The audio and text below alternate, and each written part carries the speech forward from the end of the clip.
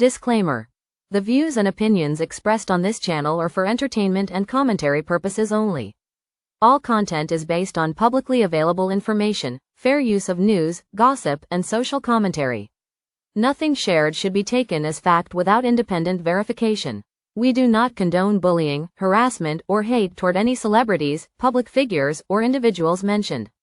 Please respect everyone discussed and keep all comments respectful. All information in this video is based on public reports, online speculation, and viewer opinions. Nothing in this video is confirmed unless stated otherwise. Everything discussed is commentary and interpretation, not direct claims about anyone's character or actions.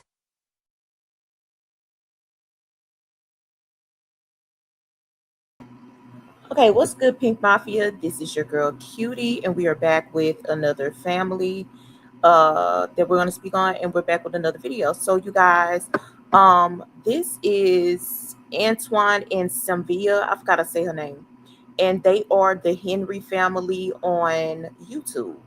They basically have 9 kids. They have a really amazing story. I really do like the Henry family. I just feel like it's a few things and I'm like, hold on.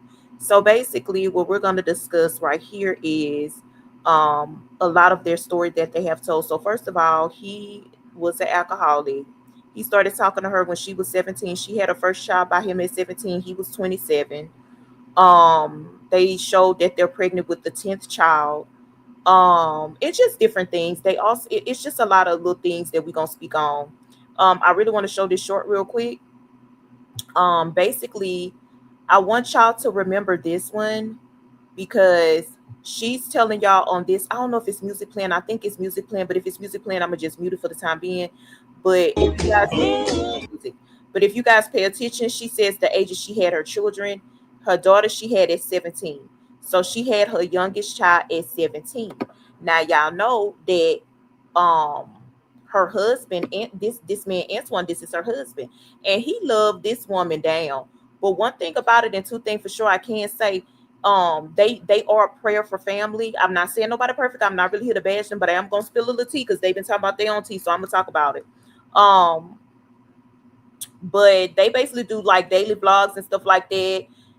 They do identify as a Christian family, but I'm going to show you this next clip right here where they are officially just checking to see if they are pregnant with the 10th child. Come to find out they are pregnant, but they really kind of put this out because she about to have the child by now.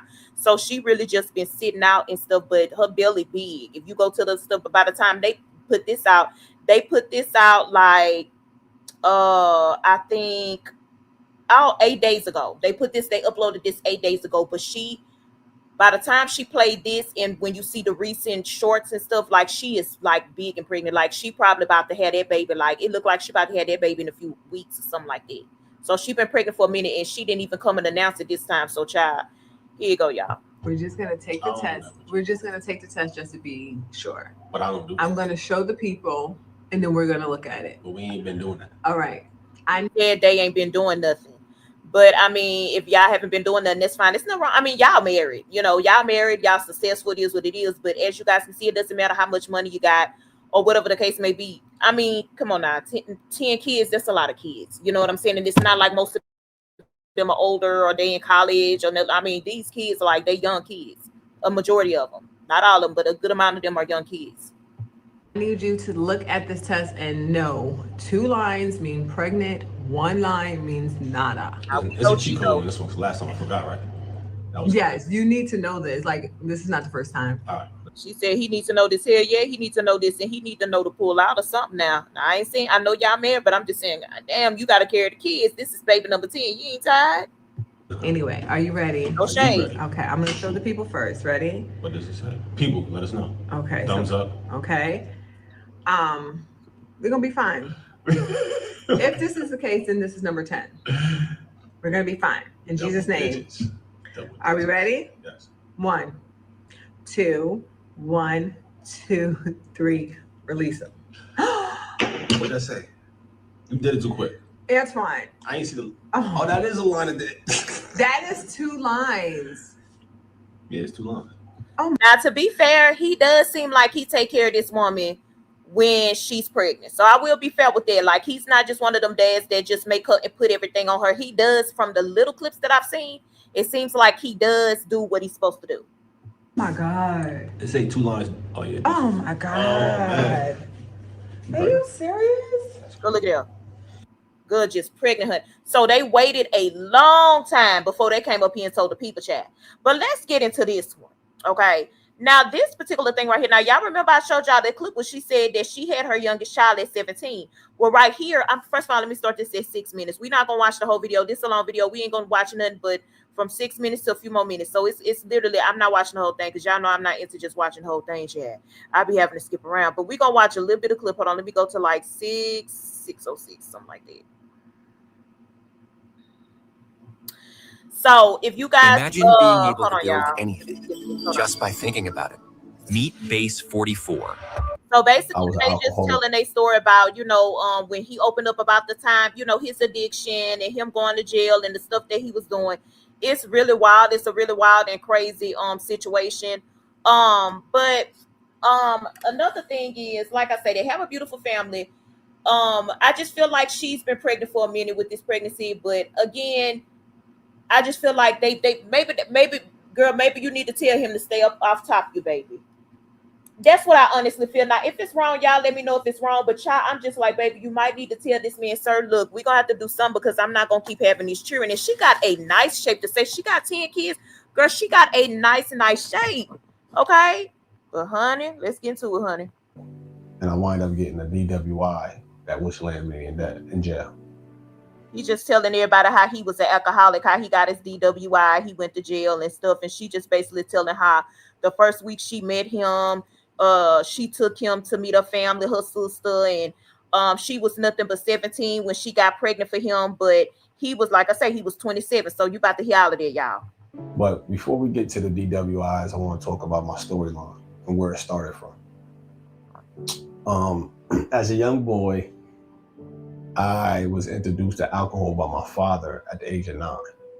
And I remember it like yesterday that my father gave me a drink, me and my brother. Really? Yep. And we wind up sharing the drink together. And in the beer was not, it wasn't tasteful. It was just that was something I seen all the old guys do. My fathers, my uncle, my aunts, they drank occasionally. My mom drank occasionally, but my fathers, my uncles didn't drink. My grandfather, he drank. And I thought that was the thing to do. And, prior to that, after we had that drink, I used to sneak and take their drink and take a little sip here and there, but not knowing that sin would take you further than it want to take you. And at that time, growing up, I was drinking and sipping on my family members' drinks. And then next thing you know, I'm a teenager and I'm drinking periodically through high school. Then I wind up graduating high school. It was my 18th birthday. And I wind up going to the club with my friends and wind up starting to drink at the club. And the club was just giving us drinks here and there. But at the same time, it was taking me further and further and deeper into a hole that I didn't want to go to. That I knew after a while that it'll be harder on my heart and harder on my body because. And he get deep into it, and girl, he done went through some stuff like the craziness that he was doing when he was like, when he was drunk and stuff like that, and she was pregnant, and the laws had to call her because he done got into some stuff. So girl, it's crazy, y'all. But like I said, we got a few little most short minutes because I'm not watching this whole thing. We ain't even gonna watch 8 minutes, 10 minutes. We ain't gonna watch that much, but I want y'all to kind of listen to this. I see my uncle stagger in the house, and I see my father being drunk, and he was on drugs at the time, and my uncles was on drugs and stuff like that. And I knew that this would take you further than what I knew, where you don't want to go. And I knew that this will, this is a life changer, at that time. So it was rough knowing this, but not knowing that where it was going to take me.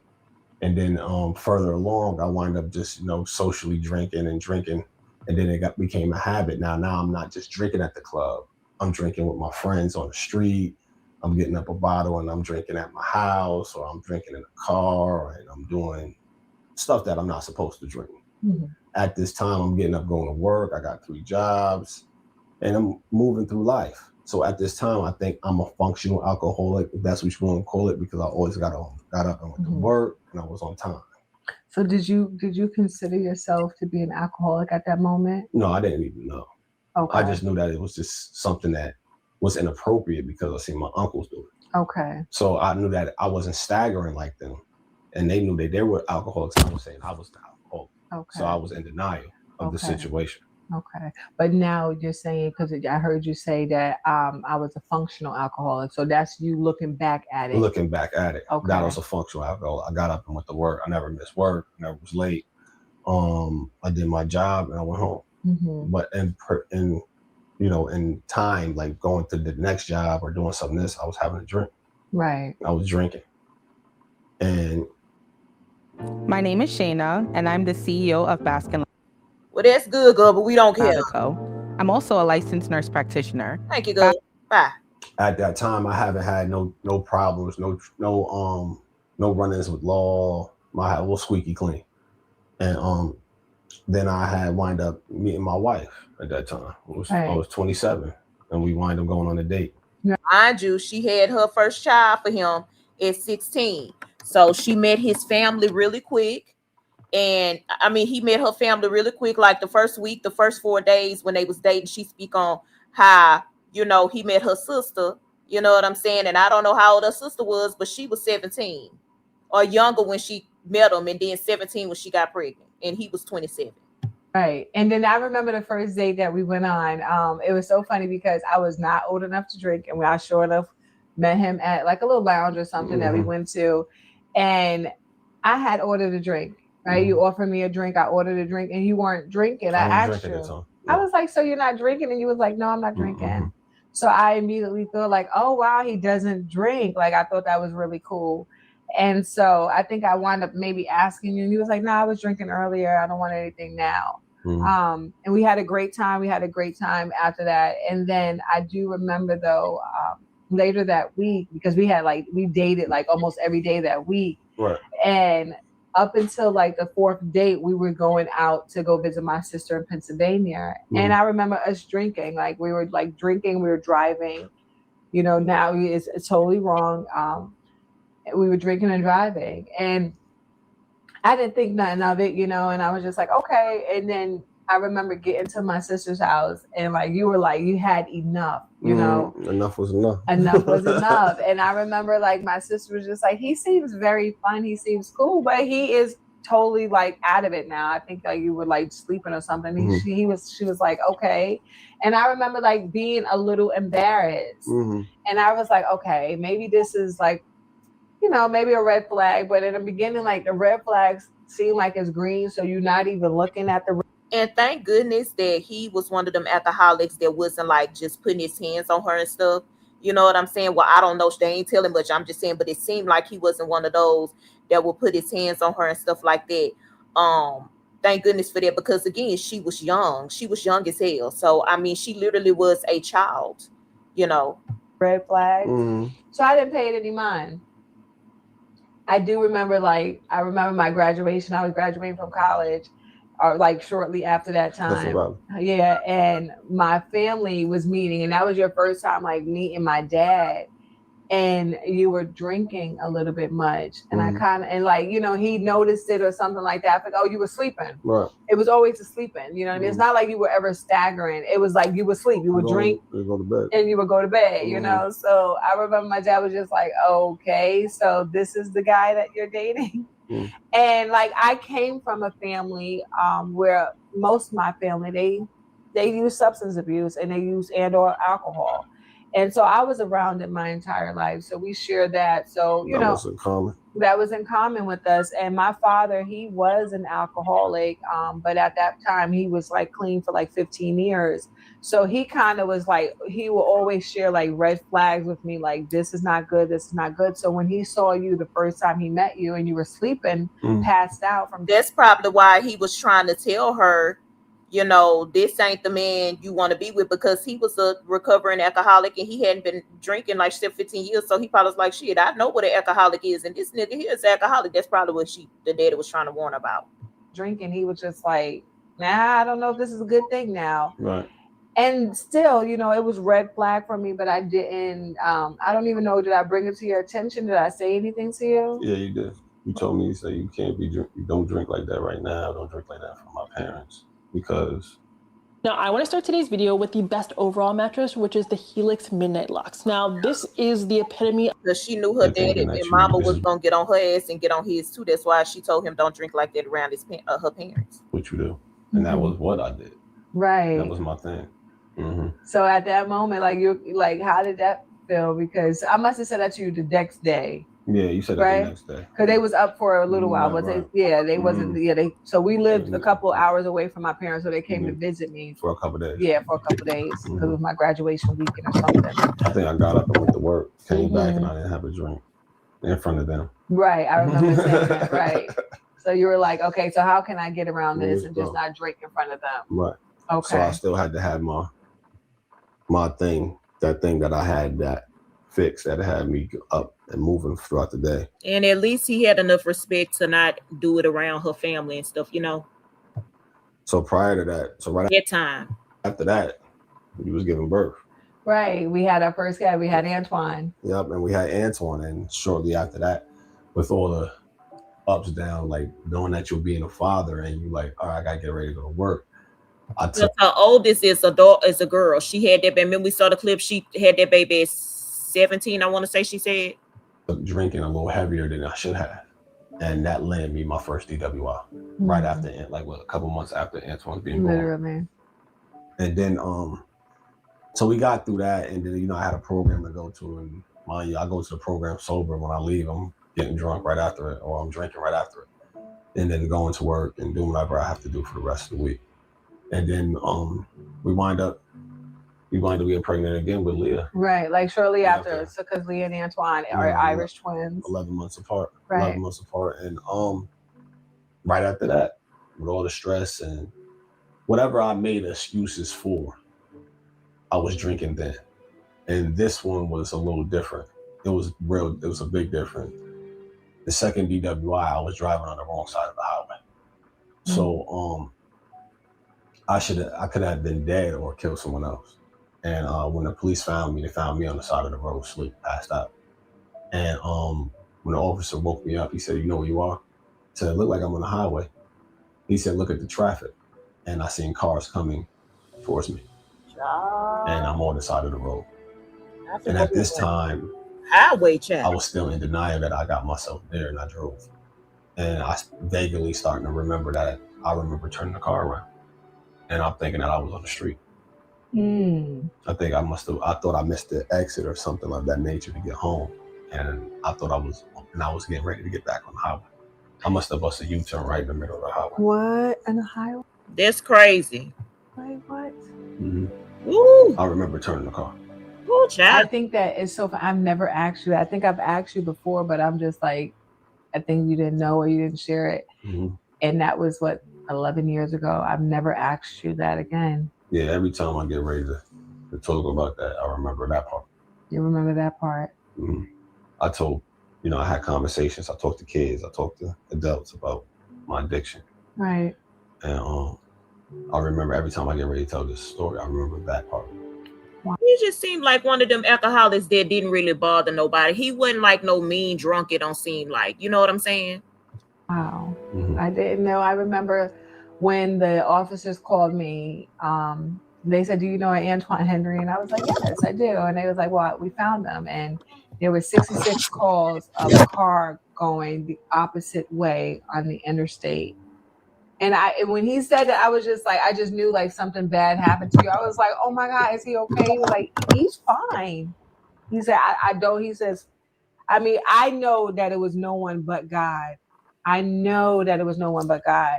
And that officer on the phone with me, he wanted to say that too. Like he says, I don't know how he did it. He did it.